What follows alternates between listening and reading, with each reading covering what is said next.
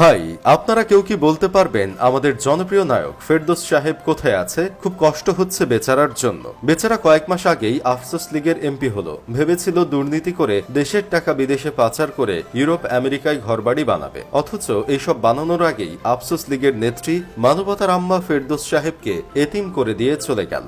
একবার খোঁজও নিল না ফেরদৌস সাহেব কোথায় কি অবস্থায় আছে। আগে যদি ফেরদৌস সাহেব জানতো তার নেত্রী তাকে ধোকা দিয়ে দেশ ছেড়ে পালিয়ে যাবে, তাহলে সে কখনোই আফসোস লীগে যোগ দিত না। বিশিষ্ট সাপ বিশেষজ্ঞ দেলোয়ার জাহান ঝন্টু স্যারের সিনেমাতে অভিনয় করেই বাকি জীবন কাটিয়ে দিত। কাশেম টিভির রাত 14:15টার সংবাদে জানতে পেরেছি সুজন মাঝি ওরফে ফেরদৌস সাহেব দাদাদের দেশে পালিয়ে গেছে। এখন অনেকেই ধারণা করছেন ফেরদৌস সাহেব কলকাতার নায়িকা ঋতুপর্ণার বাসায় আশ্রয় নিয়েছেন। আপনারা ঋতুপর্ণাকে চিনতে পেরেছেন তো? অবশ্য 90 দশকের পোলাপানদের ঋতুপর্ণাকে খুব ভালো করে চিনার কথা। আগের যুগের ঋতুপর্ণা আর এই যুগের উর্ফি জাভেদ দুটাই সেম, নামে মাত্র ড্রেস পরতো আর কি। এই ঋতুপর্ণার সাথে ফেরদৌস সাহেব অনেক ছবি করেছেন। আপনাদের মনে আছে ফেরদৌস সাহেব অভিনীত সিনেমার সেই জগৎ বিখ্যাত কালজয়ী গানটা, দুই পায়ের মাঝখানে আলতো করে ঢুকালাম, কট করে চাপ দিয়ে মুখে ভরে নিলাম।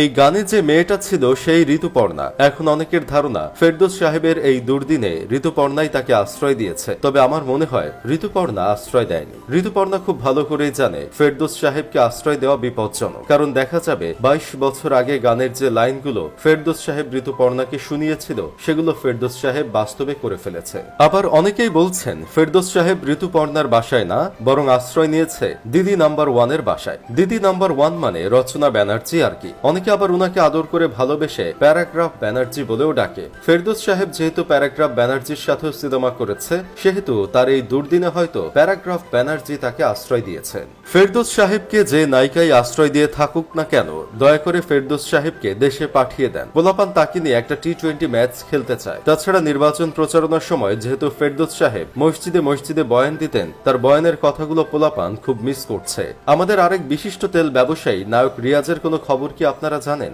শেষবার শুনেছিলাম উনি নাকি বিমানবন্দরে ধরা পড়েছে। জানি না এটা সত্যি কিনা, তবে ওনার মতো ইউরোপের নায়ককে ধরে কয়েকদিন আয়নাঘরে রাখার আমার খুব ইচ্ছা ছিল।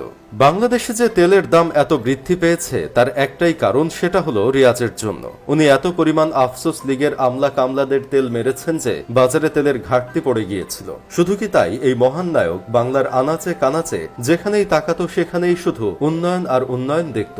বাংলার রাস্তায় বের হলেই তার কাছে ইউরোপের রাস্তা মনে হতো। বাংলাদেশের রাস্তা মনে হয়নি, মনে হয়েছে ইউরোপের রাস্তা। এই বান্দা যদি গর্ত থেকে বের হয়, তাকে বাংলা মোটরের জ্যামে বসিয়ে রাখা দরকার। চিন্তা করেন ভাই একবার, শাহরুখ খান সালমান খানের বয়স 55+, তারপরও তারা নায়কের চরিত্রে এখনো অভিনয় করে। অমিতাভ বচ্চন রজনীকান্ত ওদের বয়স 70-এর উপরে, তবুও তারা লিড রোলে অভিনয় করে। অথচ বাংলার এই দুই মহান নায়ক অতিরিক্ত তেলবাজি করার কারণে সিনেমায় তাদের ক্যারিয়ার লম্বা হয়নি। যাই হোক, শেষমেশ আমি গোলাম হোসেন একটা কাজের কথা কই। বাংলাদেশের A+ ক্যাটাগরির নায়ক ছিল রিয়াজ ফেরদৌস। আমি আমার জীবনের সর্বপ্রথম যে সিনেমাটা সিনেমা হলে দেখেছিলাম সেটা ছিল রিয়াজের। সিনেমার নাম ছিল স্বপ্নের বাসর। প্রায় সময় ফেরদৌসের হঠাৎ বৃষ্টি সিনেমাটা দেখতাম। খুব কি দরকার ছিল সরকারের পা চাটাচাটি করে নিজের সিনেমার ক্যারিয়ার নষ্ট করার?